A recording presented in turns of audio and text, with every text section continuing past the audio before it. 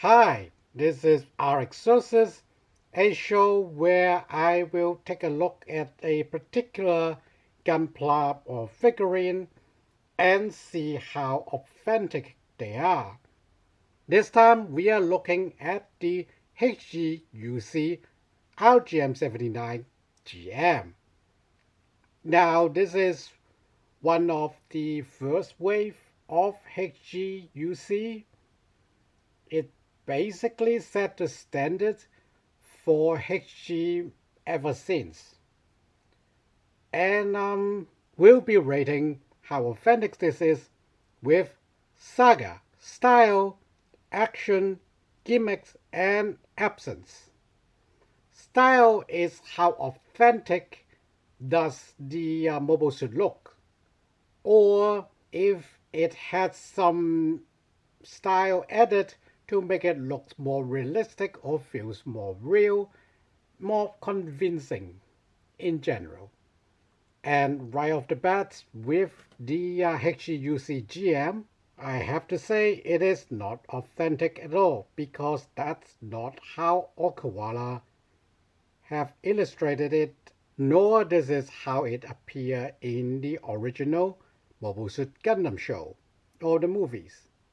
You will notice this looks a lot more normal in proportion.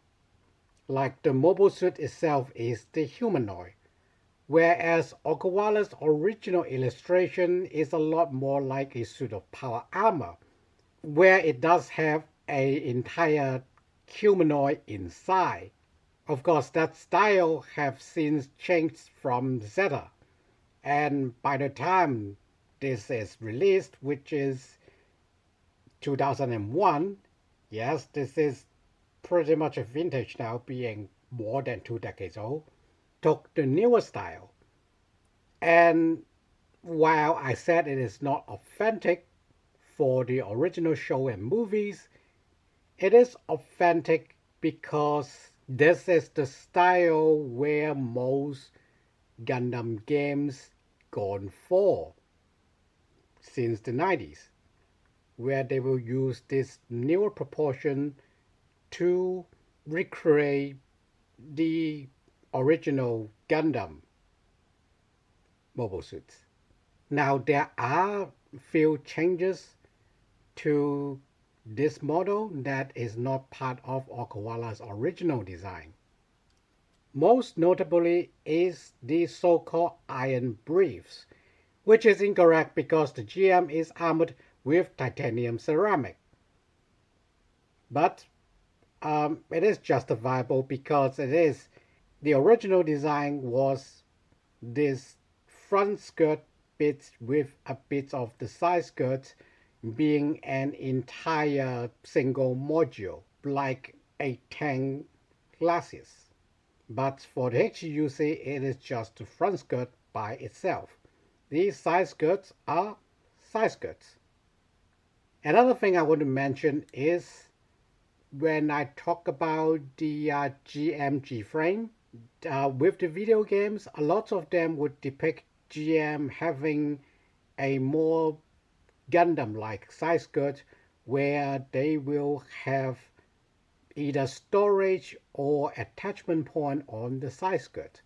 But for Okawara's original design, GM doesn't even have that.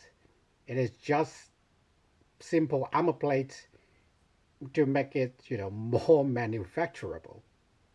So in this regard, this HGUC original GM release is very on point.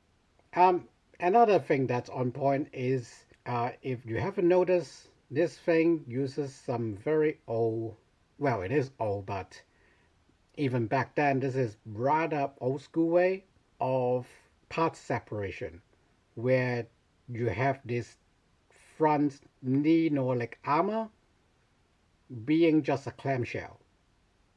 Same goes for the thigh. It's just clamshell. Forearms, yeah, they still sort of do it these days. But if we look at the bicep, it is actually a single, yeah, it's a single square tube piece being cast So as the shoulder armor is an entire single piece, this is just more lines. It is a single piece, much like the bicep. So even back then, Bandai is showing off quite a bit with its technology. Sad that the shoulder joint is still two pieces. It would take quite a while for Bandai to universally apply a single shoulder piece. 20 years ago, this is pretty or plenty acceptable.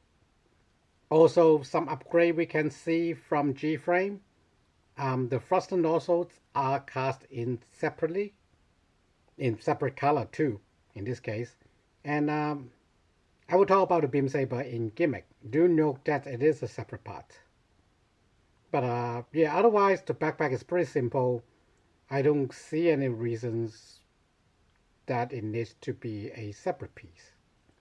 You will notice the cockpit is just this flat red square, and you might not aware that it needs color correction. In fact, this is all the HGUC GM needed for color correction, at least from a glance.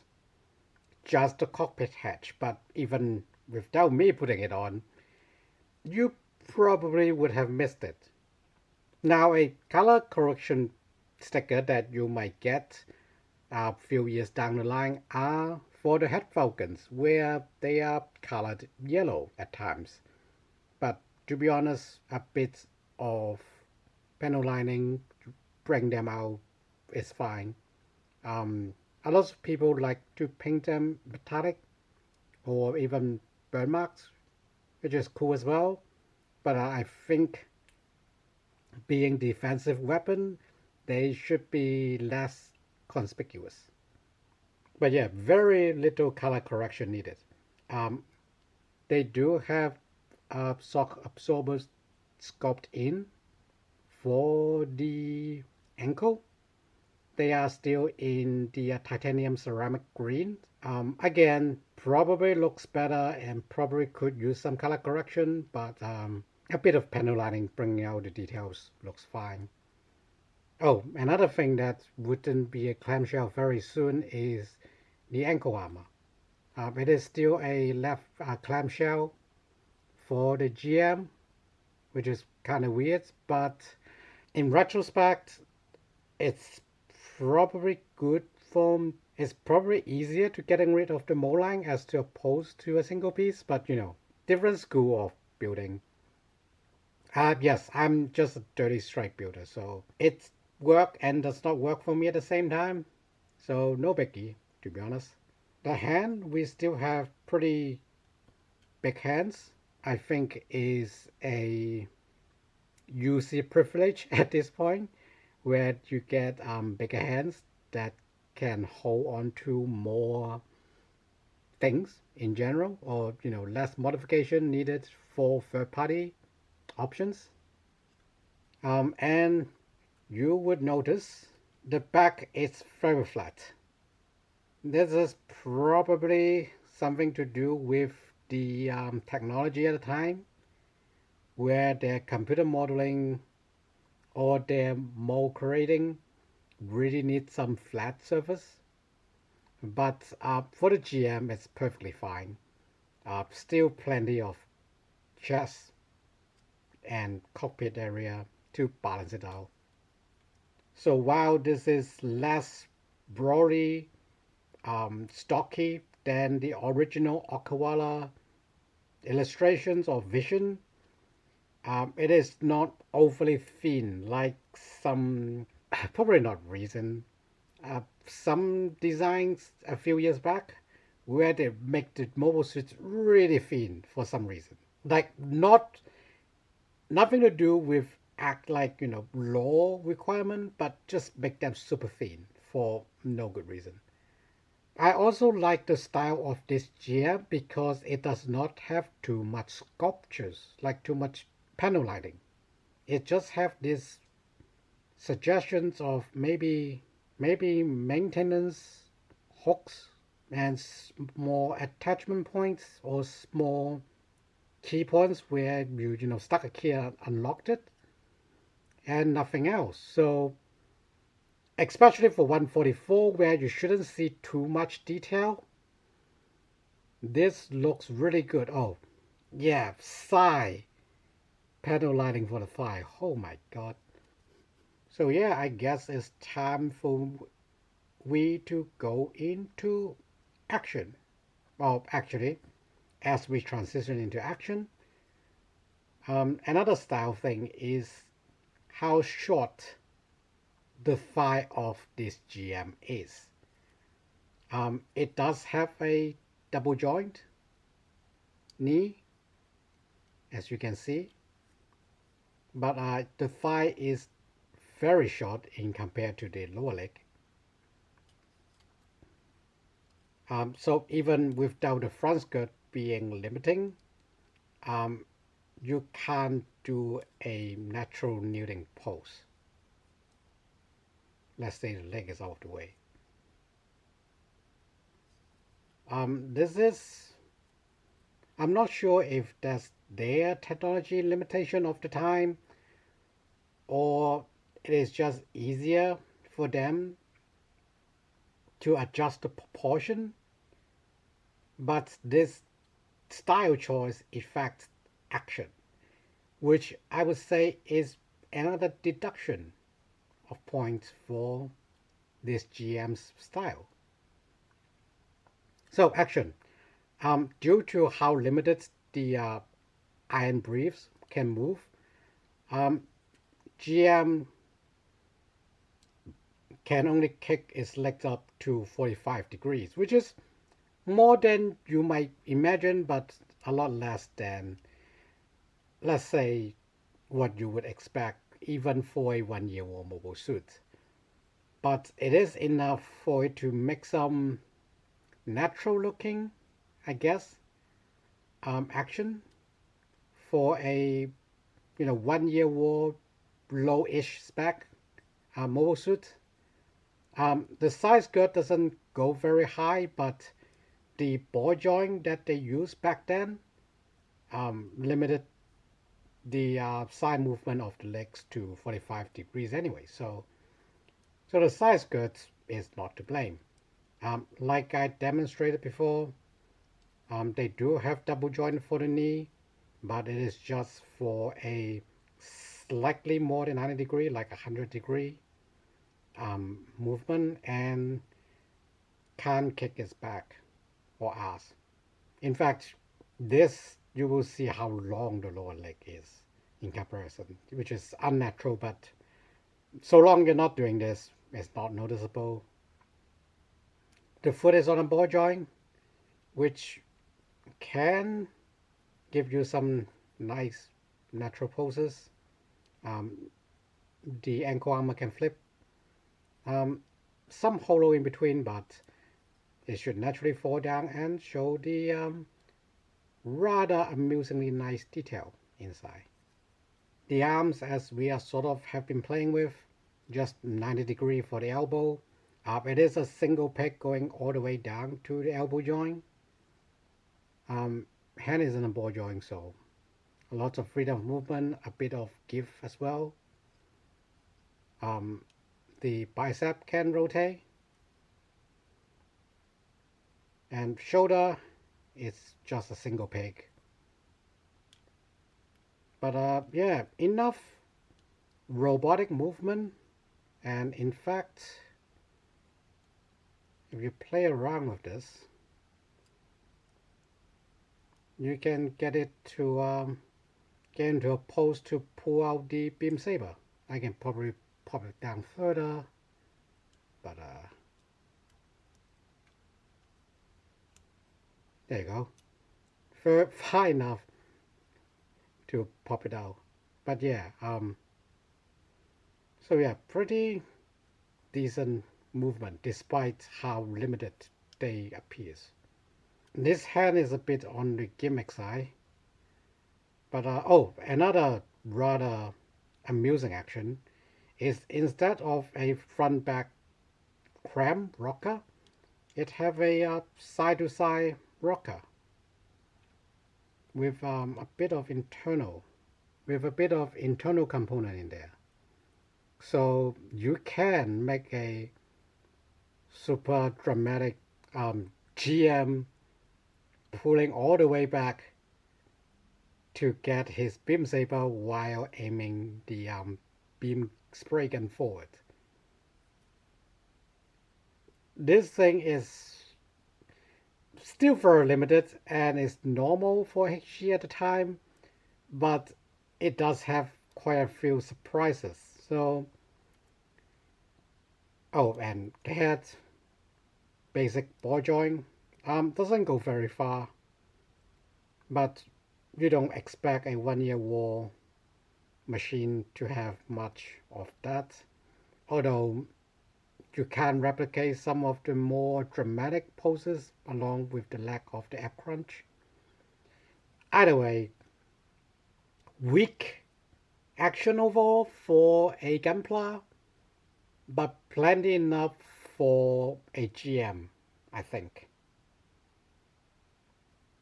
So Gimmick, yeah, this is sort of a gimmick that it is good enough to have a beam saber pulling pose. This beam saber on the back just have a hilt, and it has no attachment for a beam saber blade. This would be the trend for lots of GM variants down the road. Not ideal, but it is not bad either. We have a straight single color beam saber, so that is a bit of a knock in the gimmick department, but you know, it is pleasant and easily slipped into the standard holding fist, and it's not super loose. There are enough tension and geometries between the beam saber and the fist, so pretty good. Another gimmick is the shield, which does have a handle and allow you to slide it into the fist. So you can have GM holding the shield by the hand, although it does not have other things to fix its position, so you have to play around with it and you can't move too much, and it will, you know, do this. But it's fine overall. Being able to do it is good, and if you don't want GM to hold a shield, you want to leave it out, you can use this instead. A shield attachment point, which is funny enough, the handle is actually in the right length or position for the hand to hold it. It's just that the model never have enough articulation, and the shield handle is not far out enough for it to hold with 2 points to be that stable. But this joint itself is plenty stable enough that I can do this. And if you have noticed, when we look at the backpack, oh, also bonus point, the forearm port is a PC socket, so it have its own tension. You can plug the shield at the back like it does in anime. You can make it higher or lower depending on your taste.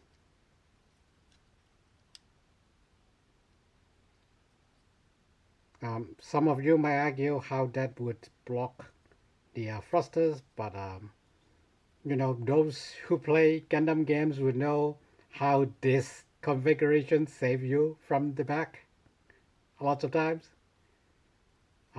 Yeah, I'm just glad you can do this. The beam spray gun is a beam spray gun. It does have a trigger finger on the trigger, so it looks like it is being shot, but if you do want to adhere to gun safety, you can swap it with the standard fist, which does have a more square slot for the grip of the beam spray gun. For the left hand, there is a spray out.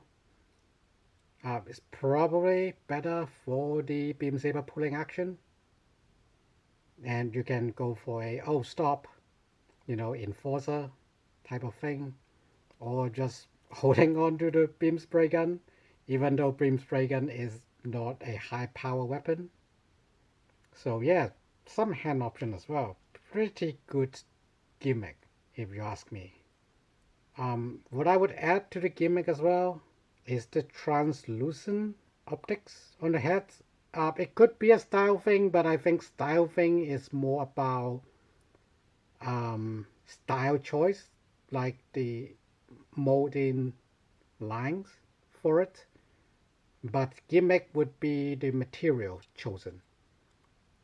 I'm not sure if you can see the little bit of light piping there, because the top camera is the same piece as the main optic, so you do get a bit of light piping both ways. A bit of point deduction.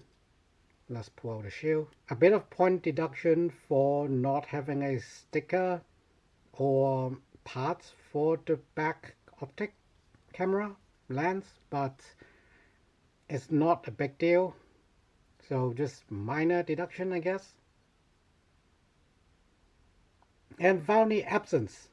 Like I said before, by this time the standard GM, or at least some version of standard GM, should have a carry space or attachment point or charging points on the side skirt, which is not pleasant here, so this is count as an absence. We also talk about how some leader GM, when I explained the GM, some leader GM would have a second beam saber as badge of office, or having a latch or poster for the hyper bazooka for more heavy weapon, really. This GM have no options to attach any of those at all. But people do replace this with Gundam's backpack. At least at this time, it is the same pegs. It's not the standard builder pegs that we have these days, but it is a standard peg for a couple of GM variants. So a bit of absence in weapons, a bit of absence in little gimmicks, but overall lots of absence. How should I say? The pelvis stands attachment point does not exist for this GM.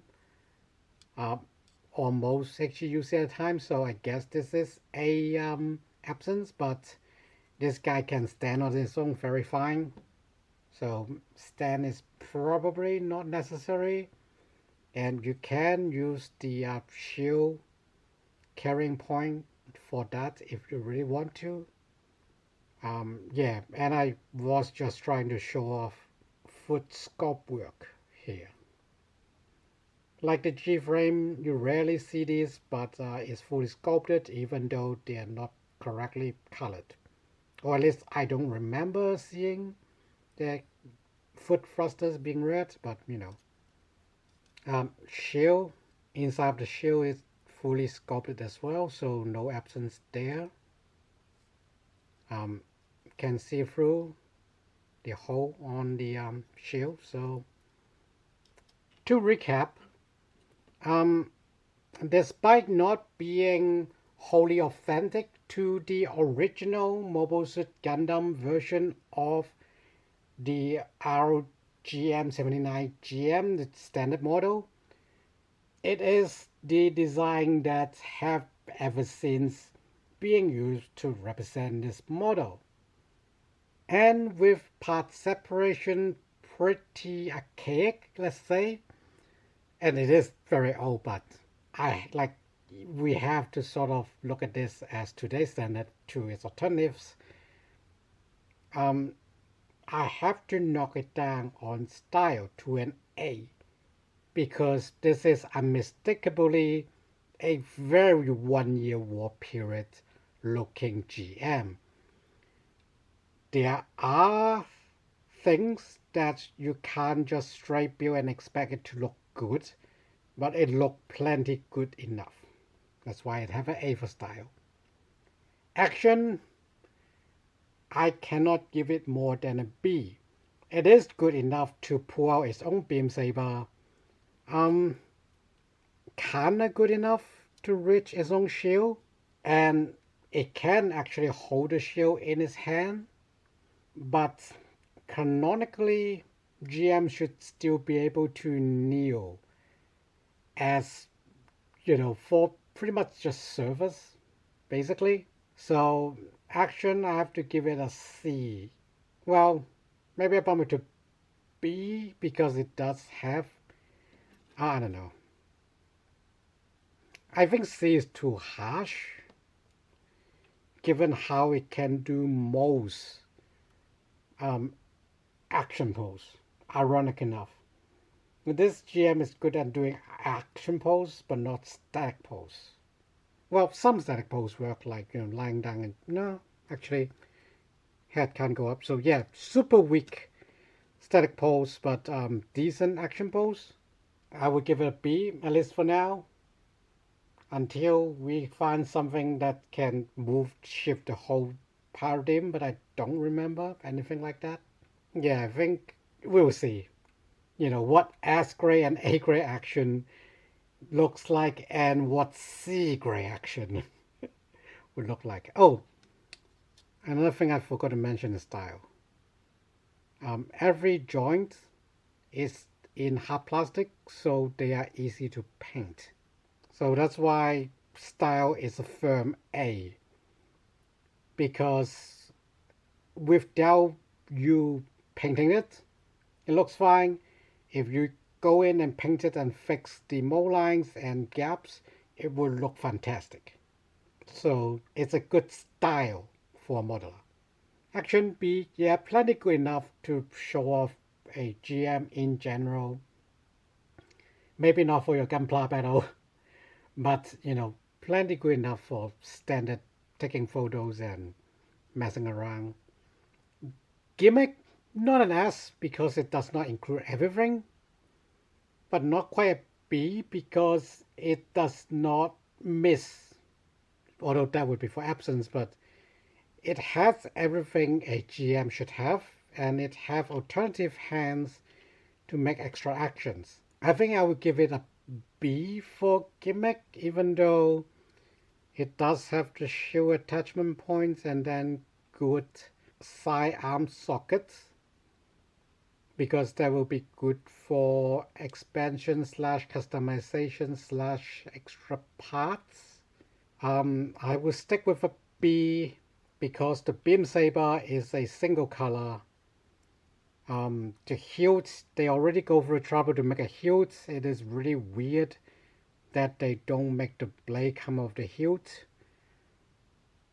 But this is a very high B plus A minus. I just want to keep it off A because this have no. I want to keep it out of A because this has no extra parts. But I would give it a favor at the verdict. But at least for scoring, that's not a good thing. So B for Gimmick. And for absence, it's an A. Nothing really is missing. Okay, it's missing the alternative team leader extra beam saber or the long range bazooka and the possible later upgrade or early better production size skirt attachment points and a beam rifle, either as animation era or just some midlife upgrader Federation gave GM. It missed things here and there, but none of them are significant or iconic. So I guess I will give it a A to compensate for the B in Gimmick, despite being good in Gimmick parts for the most part. Absence, not much missed. You know, you can count a few things, but not enough. So to summarize, the HGUC 1 to 144, I missed that. It's a smaller scale, not the smallest, but the smaller scale, probably the standard scale these days. RGM-79 GM. Style gets an A, action gets an B, Gimmick is a B, but absence is A. Not much is missed here.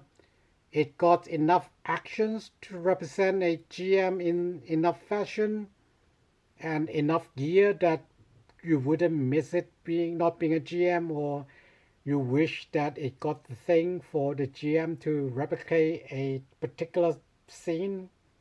You can argue that with the beam rifle and hyper bazooka, but for the most part, GMs just have their little beam spray gun. But for context, I had talked about this with my price video. This thing costs less than a G frame with the armor and the action parts. This thing costs less than that, and even with the expected price hike, it's only slightly more expensive, and it is a larger model. It is a more complete model.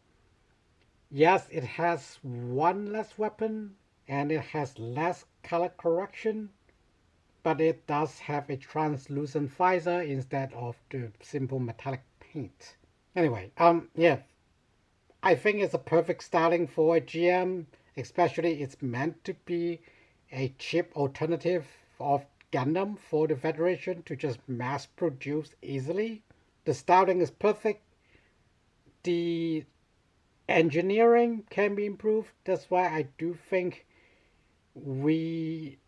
there should be a EG or at least a Leo Gundam Evolution 30mm type of redo of this, so that no more ugly clamshell mold lines, but that's just a straight builder's complaint.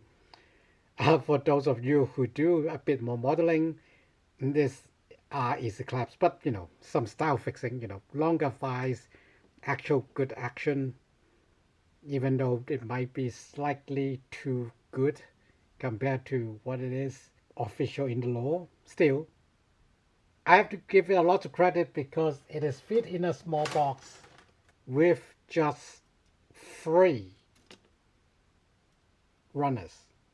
Like, one runner is just the plain titanium ceramic green, and the other is simple color, a bit of yellow, a bit of red, and then the gray, and the translucent visor. Yes, modern day we can probably squeeze the head falcons in this yellow sprue, but things could be improved, but it was pretty good. And the PC joint got used up mostly, so very economical use, very complete package, very tight, dare I say. So yes, this is super outdated, but if you see one, it is not being jacked up to good heaven in price points, or maybe you're in a Gundam event or at Gundam base you see the Ecopla version, yeah, grab it. I will put out a video for the Ecopla version sometime, but probably not too soon because you guys just see this. But yeah, I will do the Ecopla version. But for now, this is the regular HGUC 1 to 144 RGM-79 GM first wave of HGUC in its simplistic glory. Thanks for watching. See you next time.